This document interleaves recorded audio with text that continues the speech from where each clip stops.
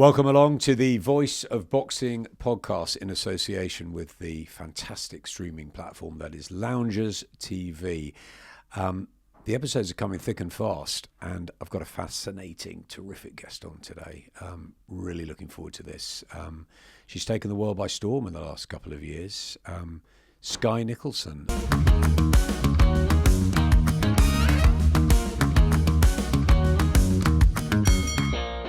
It's a pleasure to have you in here. Thank you for joining us. Thank you for having me. I'm excited. It's been a bit of a battle getting in here, hasn't it, in the car? bit of London traffic. There was a bit of London traffic. I jokingly put on my story when I got here. When it's not the weather, it's the traffic. It's always something. But as an Aussie living in London, I'm always complaining about the weather or the traffic or both. Let's start with that. An Aussie living in London. I mean, there are many Australians in London, and we're delighted to have you here. How do you balance all that? Because obviously, home is Brisbane. Yeah, home is the sunshine, the warmth, the not overly populated city of Brisbane. No, it's good. I feel like I didn't even think twice about packing up and moving here for my career. I'd kind of always said if I was to turn pro, it would be in the UK or the US. So when the opportunity kind of presented itself to sign with Matchroom, I met my team at the iBox gym. It was a no-brainer for me, and I haven't looked back at all. I know I complain about the weather and the traffic, but I'm very happy here. I know I'm exactly where I need to be for my career. I mean, the UK has always been huge for boxing, but back in the day, Australia with Joe Bugner and Kostas, I worked very closely with. Jeff Fenech, of course, was a fantastic fighter. There's always been a sort of bedrock, hasn't there, of good boxers who've come out of Australia. Yeah, I feel like even right now, I feel like we're in a really good era of Australian fighters right now, taking the world by storm. We have these periods where there's great fighters doing really big things on the world stage, but I don't know if it's how far away Australia is from the rest of the world, but for some reason boxing is just so underappreciated, I guess you could say. Obviously our population's a lot smaller, our country's a lot bigger, so the fan base is really spread out. So to be attending shows, it's flights, hotels, and we don't really get the support and the backing that the fighters need, which is why you see a lot of us venturing out to the UK and the US to try and make a career for ourselves. But obviously the end goal and the important part of doing that is bringing big fights back home eventually as well. I know boxing's been part of your family history, of course, but for those who don't know, just tell us about how it all sort of began for you. Well, I grew up around the sport. I'm the youngest of 5 in my family. My parents are actually British, and they... Scottish and English? Scottish and English. Dad's from Glasgow, mum's from London. Wow. They met in Hyde Park when Mum was 16 and Dad was 18. Got what, married. An event, or how did they meet? At Speaker's Corner. Apparently. Oh, wow, really? Dad just went up and asked her out, and they've been together ever since. No way. That would have been in 1968. That is so cool. What a great story. Yeah, it's quite cool. And then they went out to Australia. Yeah, so they got married. They had my oldest 2 brothers, Alan and Jamie, and moved to Australia. They were early 20s, with 2 young boys under 5, I think they were. Started their life there. The boys grew up playing football, obviously, being little English kids. And my brother Jamie, the younger one of the 2, broke his foot, and they told him he'd never play football again. And while he was recovering from injury, he watched the Rocky series and became obsessed with boxing, wanted to be a boxer. 1 or 2 fighters have had that same experience, right? And he was 12 years old, got in the boxing gym, him and Alan. Alan was 14. And Jamie ended up becoming probably the best ever amateur boxer to ever come out of Australia. Yeah, he was a fantastic fighter, wasn't he? Yeah, had about 300 amateur fights. Won Australia's first medal at the Men's World Championships when he was 17 years old. Commonwealth Games medalist, world medalist, Olympian. Did a lot. So, yeah, he unfortunately passed away in a car accident when he was 22 years old. Driving to boxing training in a storm. Our other brother, Gavin, who was only 10 at the time, also passed away. He was in the car with Jamie. They were going to boxing training together. So that happened in 1994.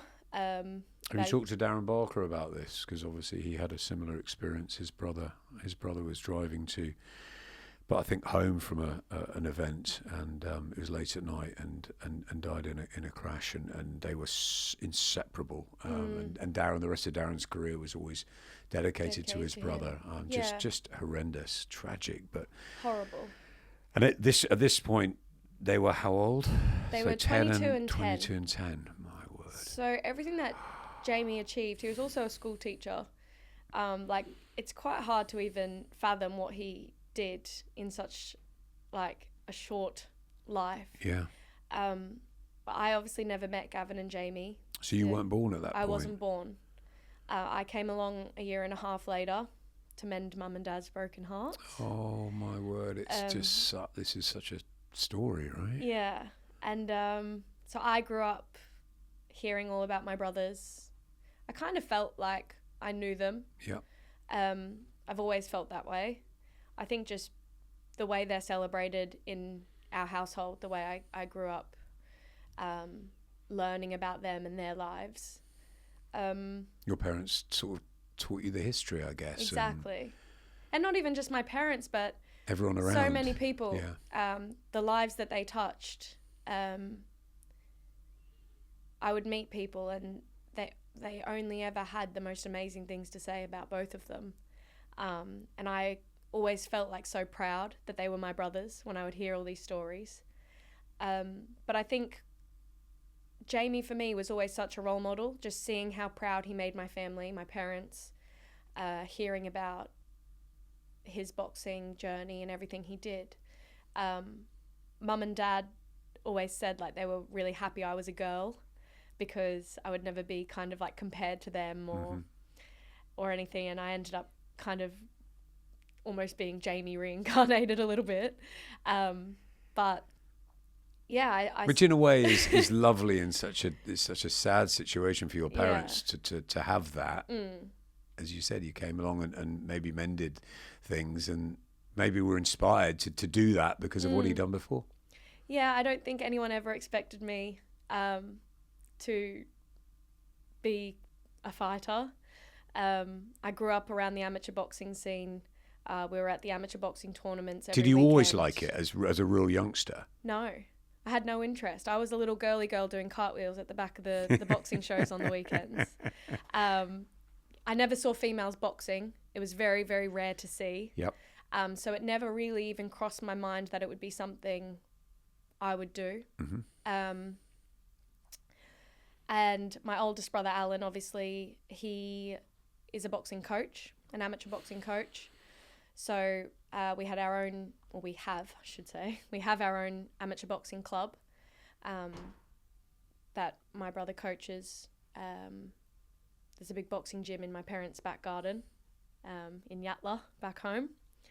And when I was about 12, I kind of just started going to the gym and training with Alan for fitness, confidence, absolutely no intentions at that stage to actually box. There were a few boys starting out around the same age as I was, same age and weight, and they wanted to learn how to box and start boxing, obviously. And I kind of just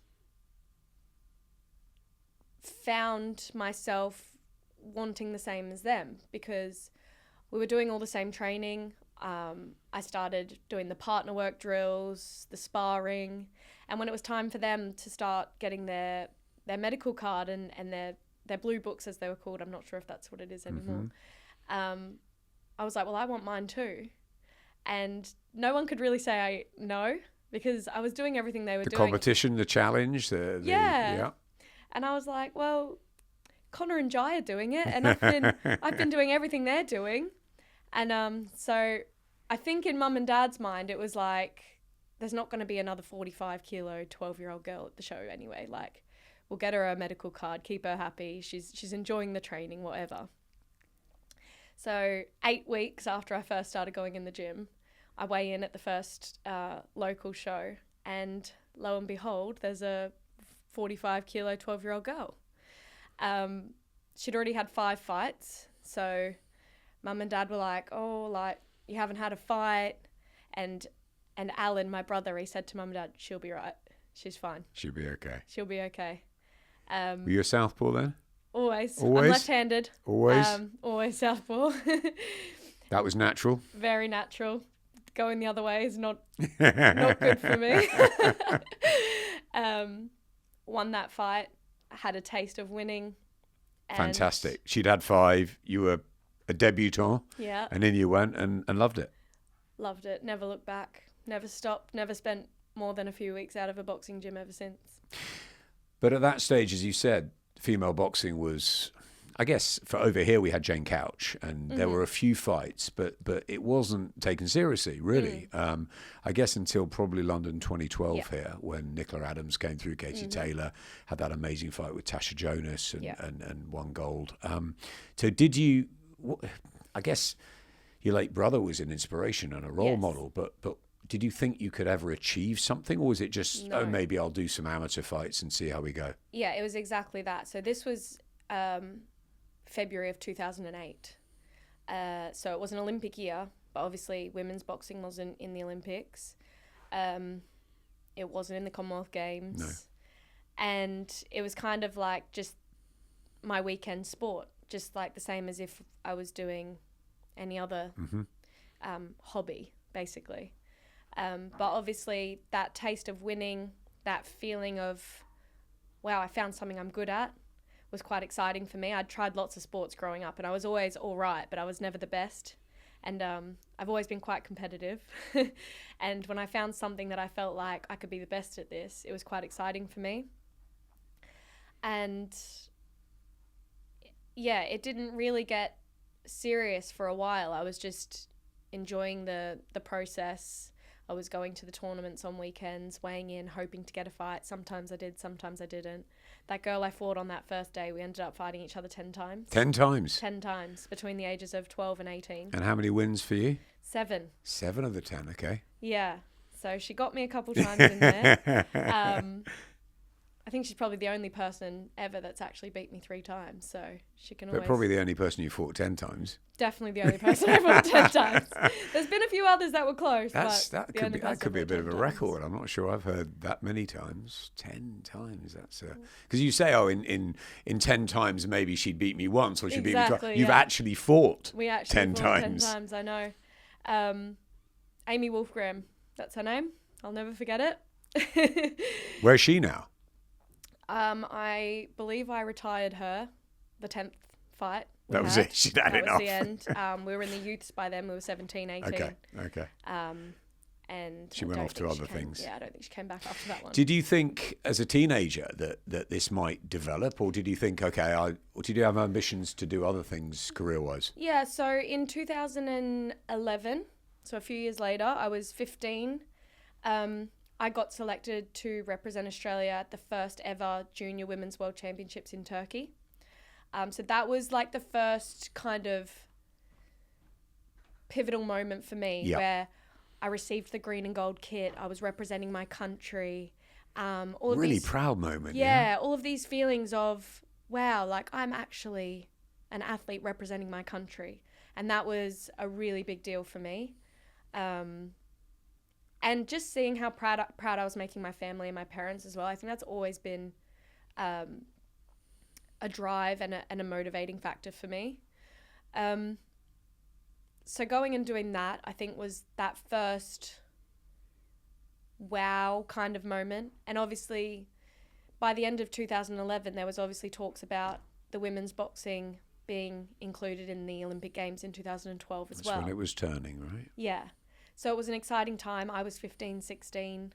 So you thought maybe by, late teens? Or... Yeah. And I thought, that could be me.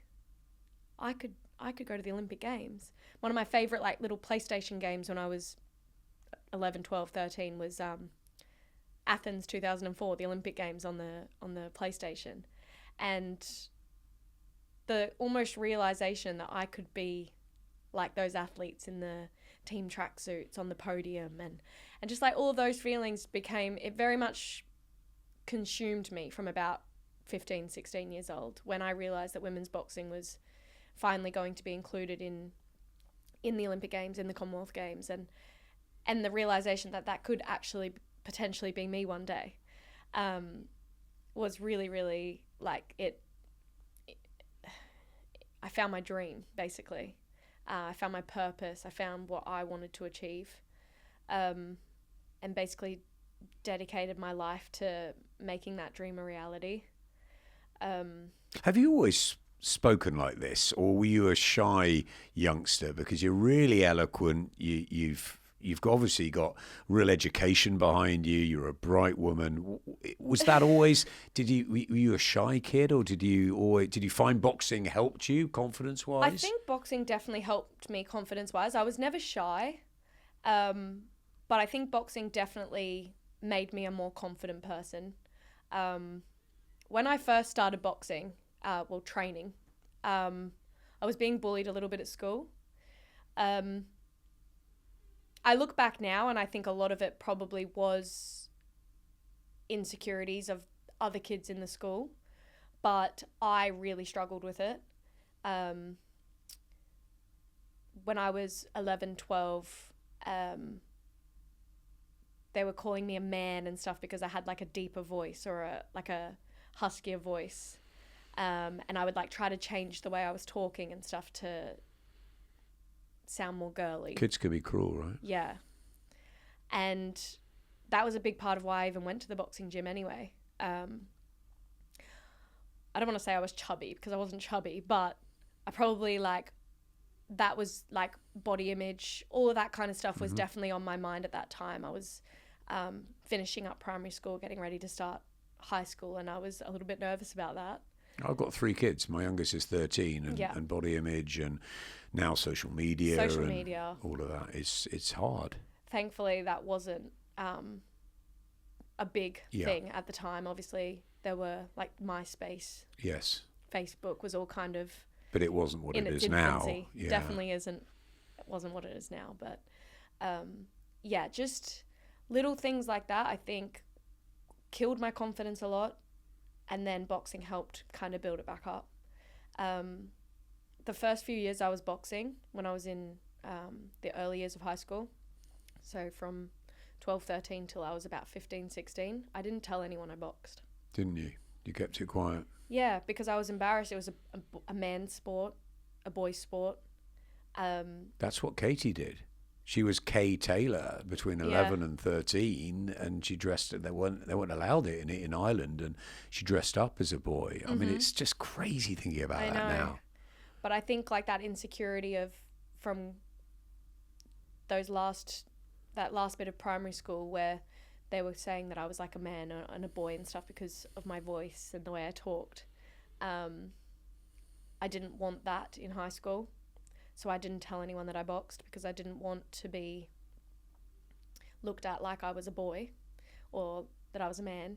So I was a very girly girl away from boxing. And I think you can still see that now. Like I'm very much, there's like 2 personas to me a little bit. There's like the warrior woman fighter Skye, and then there's the soft-spoken girly Skye. Who likes dressing up? Yeah. I wear dresses and heels and makeup, and then there's the Skye in the gym, which is what you see like most days, obviously. But yeah, it wasn't until I was about 15, 16, and obviously I was representing Australia. I was doing a lot more in the amateur scene, and people started actually hearing about me and thought it was really cool. And it was taken very differently to how I'd kind of always expected it to be taken.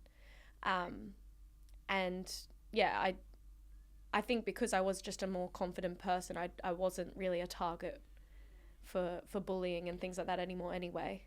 But yeah, I think I'd kind of like tried to shield myself from ridicule.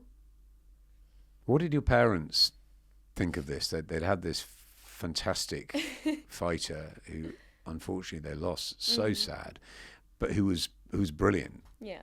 And then you come along, and you're obviously showcasing talent at a young age. They must have been. Were they like, Skye, we want you to do this, or were they like, no, hold back, you can't. Female boxing's not big. We're worried about your future. You should do something different. I don't think they ever expected me to go as far as I did in the sport, but they have, to their credit, always been so supportive of what I wanted to do and what I wanted to achieve.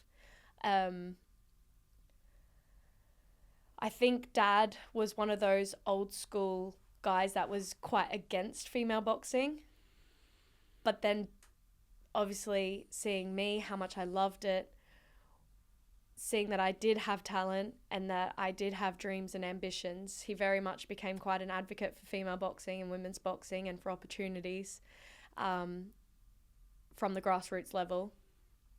And yeah, they definitely never pushed me into it or forced me into it, which I think a lot of people might have kind of thought, just because of how involved my family was already in boxing. But they have very much supported what I've wanted to achieve. And in those harder years, through the teen years, where you see a lot of talented boxers walk away from the sport, choose other things, maybe take the wrong path, I think I was very lucky to have parents who knew how deeply I wanted to succeed in boxing. And when there were those distractions and those years where it was a little bit harder and all my friends were going out partying and I guess I was feeling like I was missing out, they were very good at navigating that and making sure that I stayed track on what I wanted to achieve. And I'll be forever grateful to them for that, because obviously at the time I felt like, they're making me do boxing, they're making me go to training, I want to go to that party and this and that. But obviously now, looking back in hindsight, they knew how badly I wanted it, even when I didn't, and kept me in the sport when I could have easily walked away and had a completely different life. So I'll always be grateful that they kept my dream alive for me when I was distracted. There's an incredible dedication about elite fighters. I was talking to Callum Simpson the other day, and he said that there were so many better boxers than me a few years ago, but they just drifted away. Yeah. Alexander Usyk said that it's 99% dedication and 1% talent, but you have to have something in you that just drives you through, because there are those distractions, especially for a young teenage girl in Australia. Friends are all going out doing things. I know, I've got 2 teenage girls in the house, and it must be really hard. But that commitment to it, I suppose, separates you from the others. You hit the nail on the head there. Like, the amount of talented girls and guys that I've been in the gym with over the years, that I've seen come and go, that had bundles more talent than me, but just didn't stick it out. I learnt that. I learnt that when I didn't make my first Commonwealth Games team, didn't make my first Olympics team. I realised that dedicating yourself, staying the course, trying again and again and again until you get there, is basically what it takes to make it in boxing. I easily could have not made that Rio team in 2016 and walked away from the sport, because I lost in a close, controversial decision. What would you have done if you had walked away? Gone to university, probably become a school teacher like half my family are, and worked a a normal job and been a normal person. This world isn't normal that we're all sort of involved in. I mean, whether it's the broadcasting side or the manager side or the promoter side or, of course, the fighter side. Yeah. It's not normal. But I think it's a crazy life, right? I feel like it's definitely a life I never expected to be living, that's for sure. I said to you just before off camera, like I never thought I would be a professional fighter. It was never a goal for me. It was never in my dream. My dream was represent Australia at the Olympic Games, win medals for the country, then go back, finish uni, and be a normal person. That was always what I was going to do. And my life's just become a whirlwind over the last few years. What was it that made that switch, I guess? You were obviously a very successful amateur. You made it to the Olympics. What changed? What gave you that sort of that thought that, okay, this is real now. I can be a professional and I can go a long way? Well, to be honest, as soon as I left the Olympics, it was Paris 2024. Mm-hmm. I just missed out on a medal. Karis Artingsil. Yep. A fight and decision that could have gone either way. Mm-hmm. I remember watching. I felt like the girl that Karis fought in the next fight, in the semi-final, who went on to win gold, was tailor-made to me. Mm-hmm. And things could have been very, very different had I got that decision. I think I would have been Olympic gold medalist. I truly Were you believe angry after that, or were you just... I was hurt. Yeah. I've given my life to the sport. I wasn't angry because it was one of those fights that really could have gone either way. A lot of people thought I won the fight, but I've watched the fight so many times. It's one of those fights. And they're so quick, aren't they? 3-minute rounds. Like, there was nothing in it. Going into the last round, I was up. I needed two of the 5 judges to give me the last round. 3 gave me the last round, not the 2 I needed. So I still won the last round 3-2. But they weren't the margins. They weren't the 2 that I needed to get the total points to get the decision. Like, that's how close it was. And the scores of that fight tell you how close that fight was. You want to get her back in the pros? I would love to. I hope it happens because I feel like that'll be a box that I would like to tick. She's a great character, Karis, as well. That sells. We know that. Yeah, and she's behind you, of course, in the pros. You know, she's not had the fights that you have. Yeah, she's definitely not moving as quickly as I obviously have. But I think if there comes a time where we're at the same place and it makes sense, it's obviously a fight that There will be a time, Skye. There will be a time. I think so. As long as she stays in the sport. She's not boxed since February. It's December. I've had 3 world title fights this year. She's not fought in a 10-rounder yet. But if she's still around before I'm done, it's a box I would love to tick. Go back. So the Olympics, you didn't get that medal that you wanted. Yeah. It was all set for Paris, which we've just had. But what changed then? So I had promoters, managers all reaching out to me after the Olympics. And like I said to you, this was never something I really even considered. In Australia, professional boxing is a much smaller scale to what it is here. So I've noticed a lot more amateur fighters here are so excited to turn pro. It's like, it's the be all end all. It's bigger to them than probably a lot of stuff that the amateurs are working towards. It's almost like the building block, isn't it, the amateurs? Here. Whereas in Australia, the Olympics is a way bigger deal than turning pro. So it's just a different culture for me, I guess.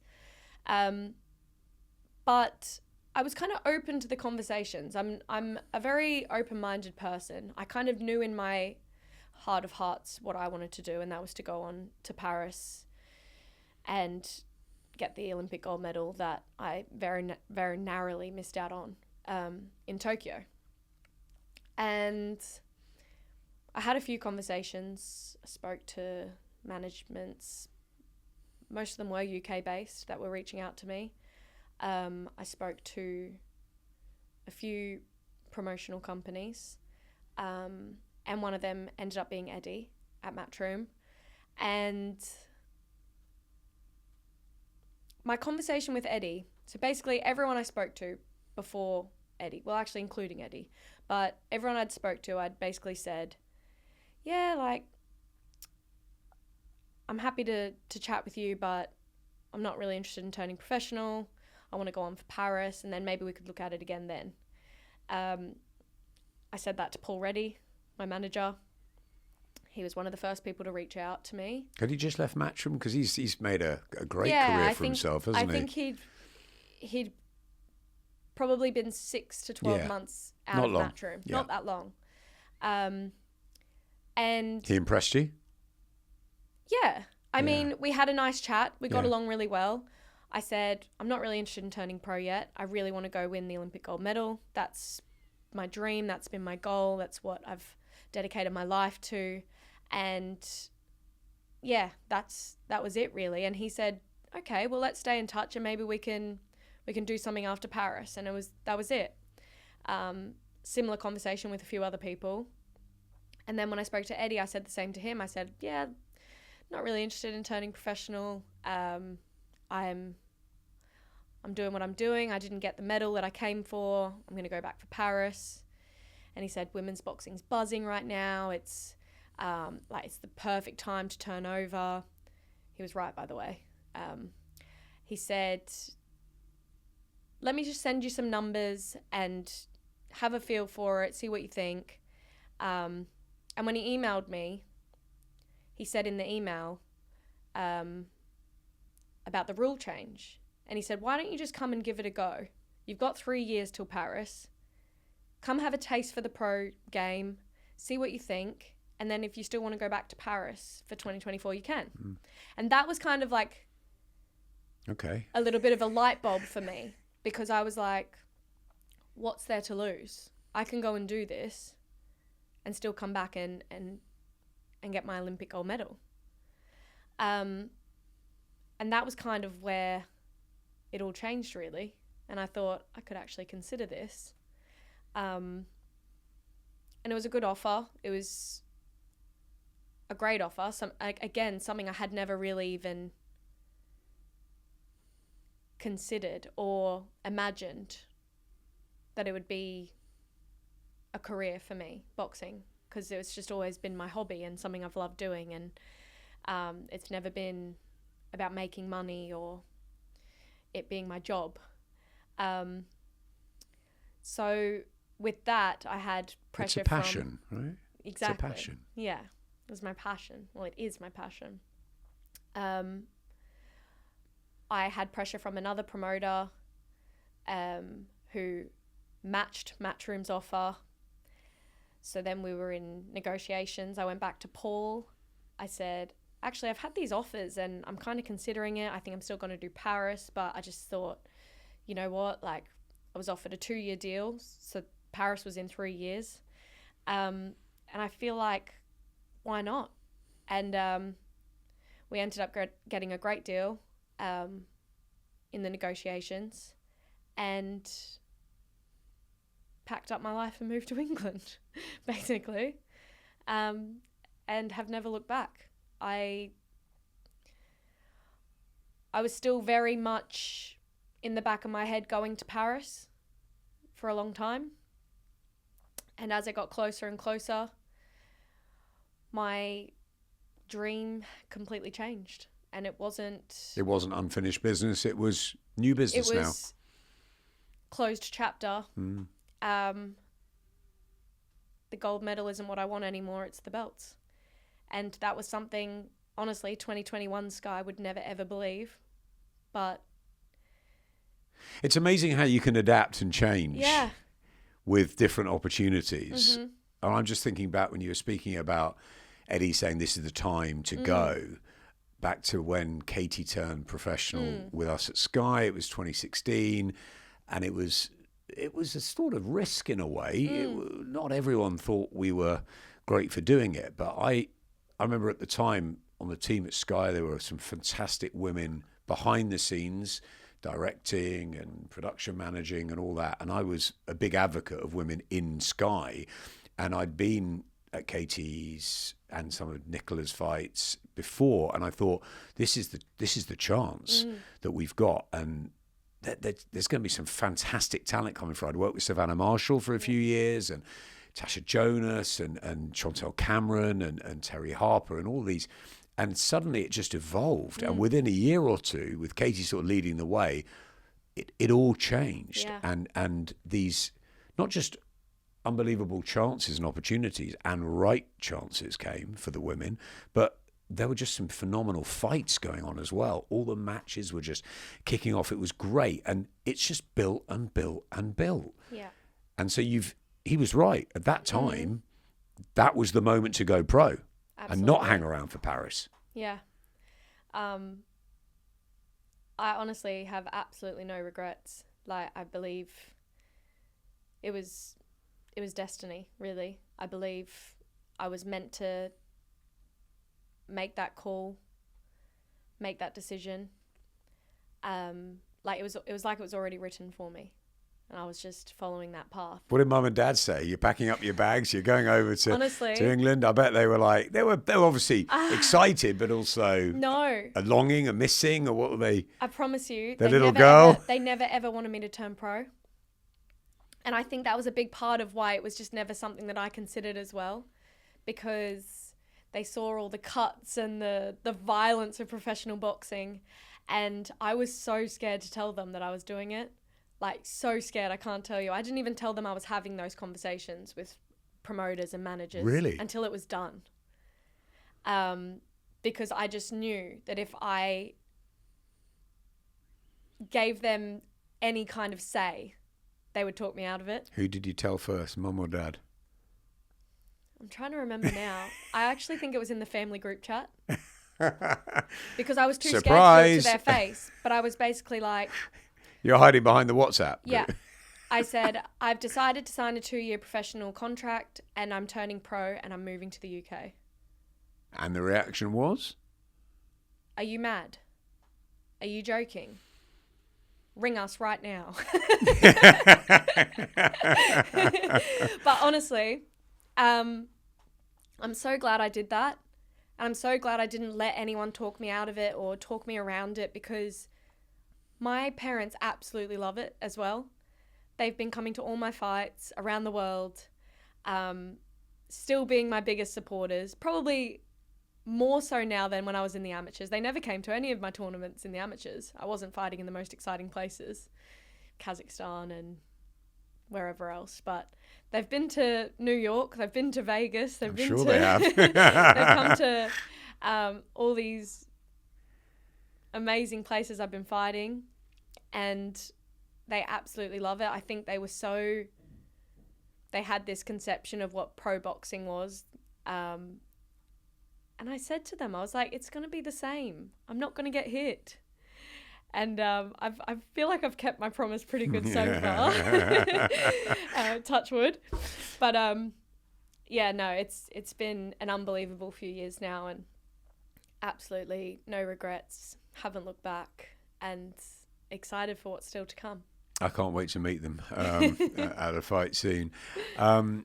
So you're over in England. You've got to find a whole training team, a whole setup. How did that come about? Because Bradley Skeet and the team you're all very close. It's a great tight knit group.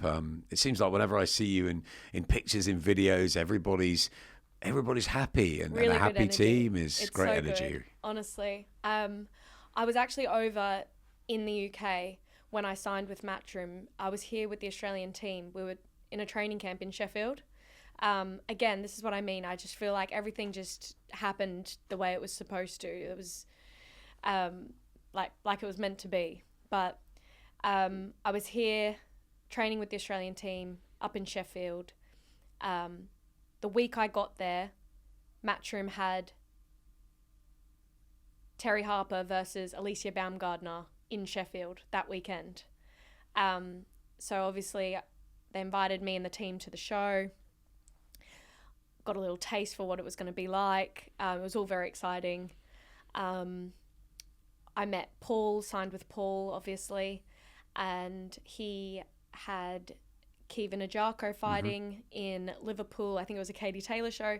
The timing was unbelievable that I got to go to Terry Harper versus Alicia Baumgardner and a Katie Taylor fight in the couple of weeks that I was just happened to be in England, and both shows were up in the north as well. Again, like I said, it was just like destiny. It was meant to happen. Who's your favourite other female fighter? Who do you look at and think, wow? Katie Taylor's always been a big one for me, going back to when I was about 13, 14 years old when I first discovered her and met her, which was quite cool. She's great, isn't she? Amazing. I love her. Favourite fighters to watch or as people or both? Both. I love Alicia Baumgardner. Obviously, that was my first time watching her against Terry. I love Terry, to be fair. We all love Terry. We all love Terry. There's not really any or many female fighters I don't like. You said you don't like. No one you don't like? You're just such a friendly person. Yeah, I don't not like anyone, I don't think. I've always loved watching Tasha Jonas. Yep. Southpaw. Yep. She's been brilliant and so inspirational. Her mum and what she's done for the sport has been fantastic. Miss GB and still going, right? Love it. Honestly, love it. And I love that she does all of the media side and stuff as well. She was great to work alongside. She's paved a way for herself in the sport. Yeah. In the ring and out of the ring. Yeah. Which is, and she's always been very lovely every time I've ever met and spoke with her as well. And that's the sort of thing you're doing already. You're working the media. You obviously speak brilliantly. You're going to do some commentary, some of that, which is fantastic. It's a great setup for the future, isn't it? And that was a big part of my signing with Matchroom as well. So in my deal that I was offered from another promoter was a part-time job on Fox Sports in Australia. So when we were negotiating our deal with Matchroom, it was, how can we match something similar to this? Because this is a really big opportunity for me on a really big platform. And that was when working on the commentary and working on DAZN became a part of my deal as well, which I think a lot of people didn't realise, and they thought I was just popping up at all these shows for whatever reasons people wanted to come up with. But I was actually contracted to be doing that. Yeah. Because it was important to me that I was doing something outside the ring as well. I was packing up my life and moving here, and I needed to make sure that I was taking every opportunity that I could to... It's also good for the WhatsApp chat with your parents, right? Yeah. I'm also doing all this other stuff, and I'm not just going to get my face all cut up and get really ugly. No, but yeah, it's been an unbelievable journey that I feel like still is just beginning, really, which is the most exciting part, because I just feel like there's still so much to come. And yeah, it's if you ask me in 2021 what would your next few years look like, I would absolutely have not been able to predict this. Yeah. What's been the moment? Winning the world title, or fighting in a different place, being the first women's world title fight out in Riyadh with Raven Chapman? What's been the... I'll be honest with you, the moment hasn't come yet. The special moment's not come yet. Everything that's happened so far, the whole journey has been incredible and been amazing, and there's so many moments where I'm like, wow, I'm so grateful that this is my life. But there's going to be that moment that you're speaking about right now, and it's going to be in a hard-fought legacy fight, and I'm just waiting for that opportunity to have that moment.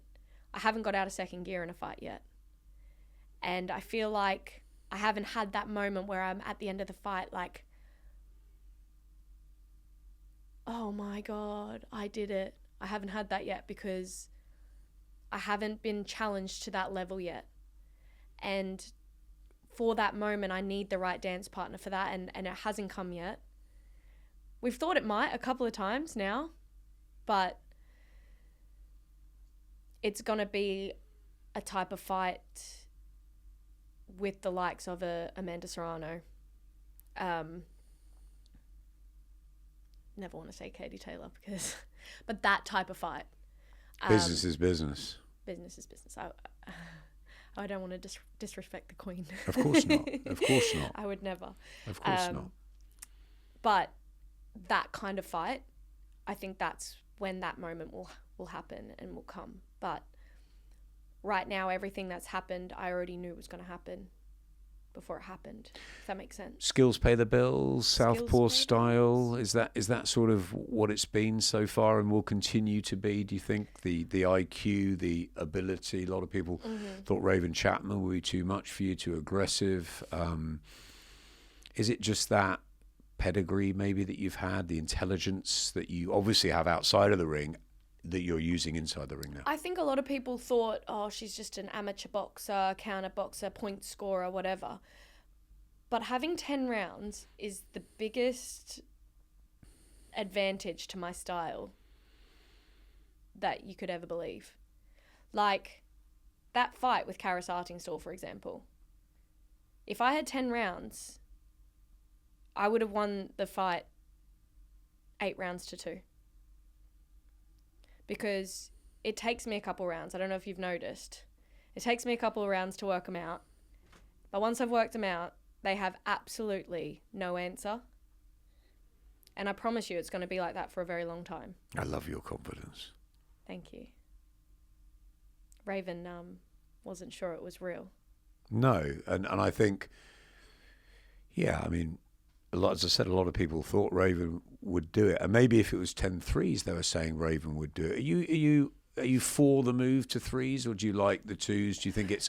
I guess there's arguments both ways. As a sort of fan, as someone looking in, that they're pretty much all fantastic fights. We just saw Katie and Amanda give us another absolute tear up.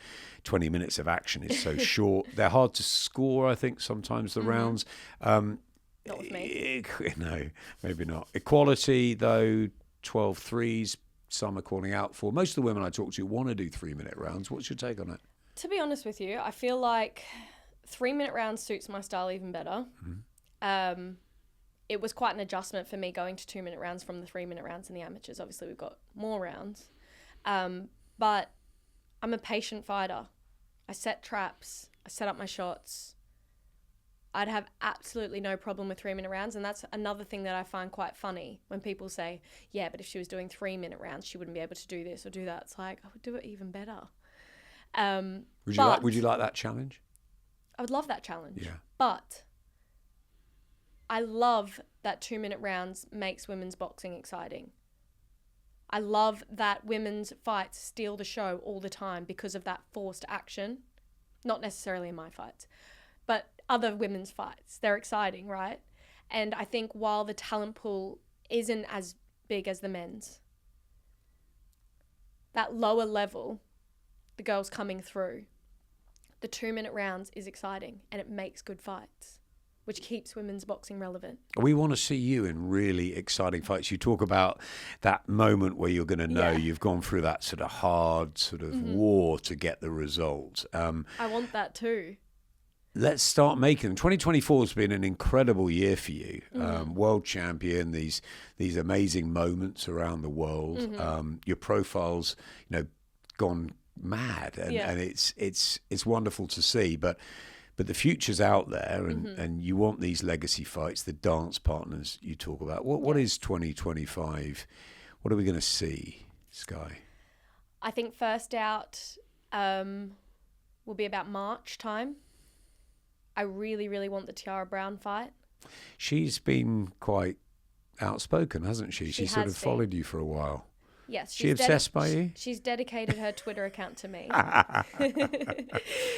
That's okay. It's all good publicity for you. Yeah. I mean, I think it frustrates her more when I don't give her a bite or a response. So that's been my main approach. But obviously that is a fight that's bound to happen. I'm hoping next. Here? Australia? Where do you want it? My team won Australia. I mean, I've been in 3 world title fights now. I think it's time Australia gets one of those. And I think she will be a great dance partner. 17-0, 12 KOs. She was an amateur world champion. So there's absolutely no argument about it's a great fight on paper. The level of this opponent, which for me, I find quite annoying all the time when people are constantly saying that I don't fight anyone good, because I make people. I think that's disrespectful. So that's disrespectful to the women you fought. I mean, we had Raven Chapman in here a few weeks ago. She was extremely confident of winning and an unbeaten fighter. So I don't understand that. I have fought great opposition, and it's constantly slandered by, slated by boxing fans online that I'm hand-picked opponents, that I fight tomato cans and this and that. I've fought so many former world champions. Do you ignore all that? Do you bite at it? How do you deal with it? I don't bite at it, but it frustrates me sometimes that people can't see what I actually do. It frustrates me that these people, the same people who are writing me off before the fight saying I'm going to get beat, then say, oh, but that's not the Raven we're used to seeing. That Lucy Wildheart wasn't her best. She's not been the same since the Mayer fight. It's like, she took the Mayer fight on a day's notice and won 3 rounds against her, and I just stopped her. How can you not see what I'm doing? My literal style, what I do, is make them look bad. How good do you think you are? How good do you think you can be? And do you think you'll end up being talked about in the realms of the Katie Taylors, the Amanda Serranos, the Tasha Jonases as a standout female, not just a female fighter, a standout fighter? I think the boxing world has seen 20% of what I am right now, and I get better every single fight. I get better every single training camp, constantly improving, constantly getting better. The fights showcase literally 20% of what I can actually do. I believe I will be talked about as one of the best female fighters of all time when it's all said and done. And for me, it's just having those fights where I have to bring out more and show people more of what I can do. And I know they're coming. There's only real fights now. I'm world champion. I'm chasing the other belts.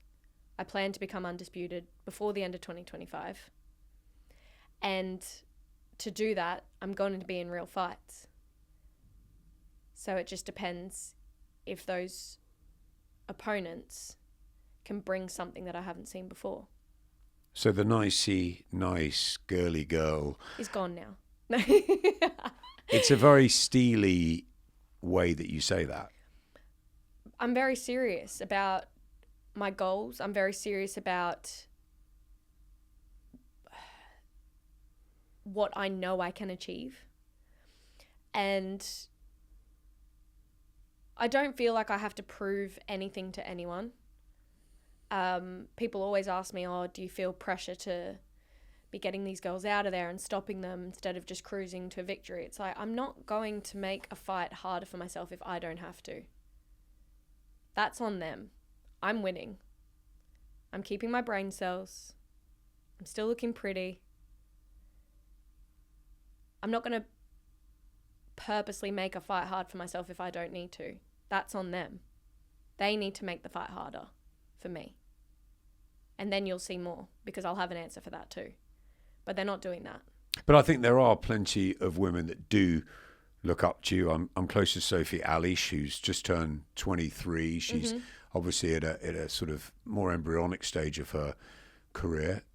Same weight, could be a dance partner down the line. And she's like yeah, I really like Skye Nicolson. I just really admire what she does. And so I think there are a lot of people out there that do respect you, even if you don't feel that online sometimes. No, I definitely do feel the love. And to be honest, I shouldn't even give it the attention, because honestly, like, I would say 90% of what I see and read online is positive, is people looking up to me, is respect and compliments about my boxing. But you do read those negative comments sometimes and just think, you can never win. You can never win. It's the deep like, breath. It doesn't you matter. Can never win. It doesn't matter what you do.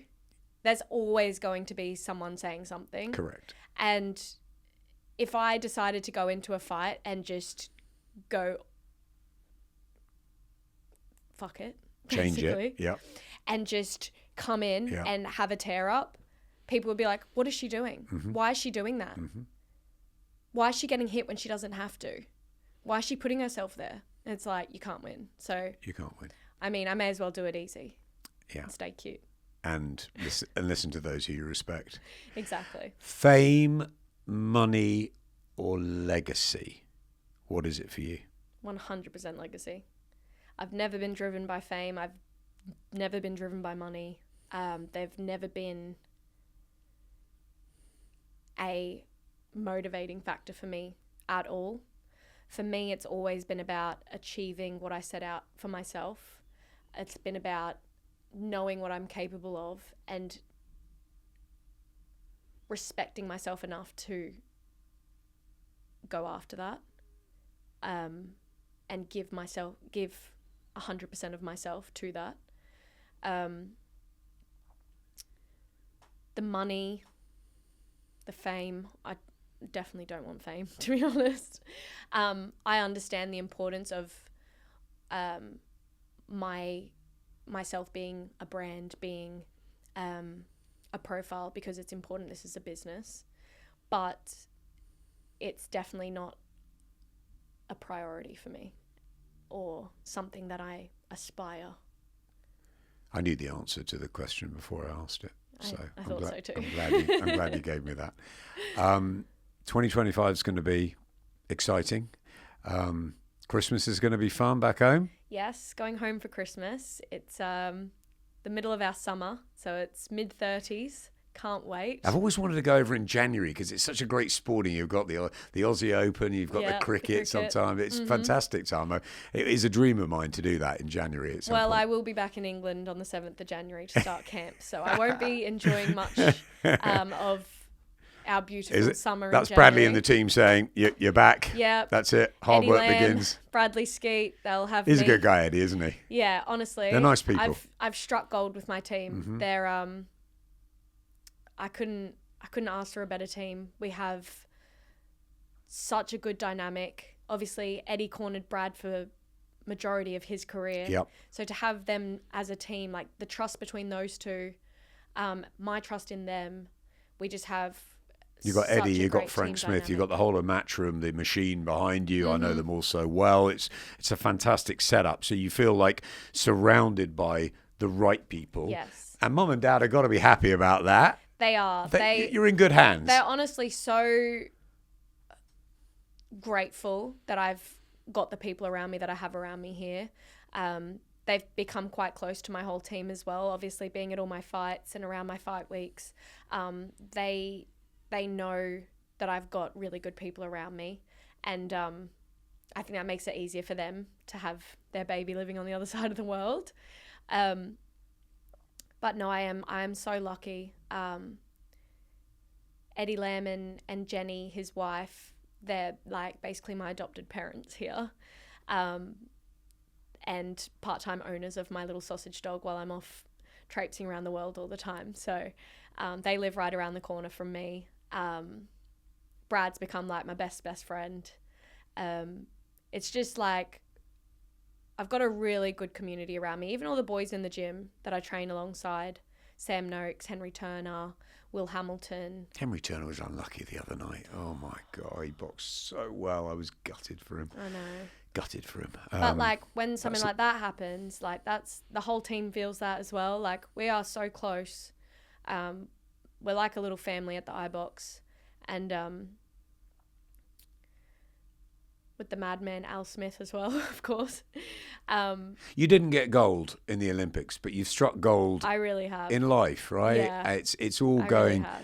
going brilliantly for you. And look, we want you to come back on the Voice of Boxing. We're going to keep up and see how your career charters from here. The final thing I want to ask you, Skye, is how important do you think it is to be an ambassador for this sport? Because you speak so well. You obviously you look up to other sportsmen and women, and you now have a responsibility in a way to inspire the young generation. Yeah. You know, I've got kids that look up to Katie Taylor, for example, and the next lot of kids are going to look up to Skye Nicolson and your generation. So how important is it for you to be that, I guess, that sporting role model?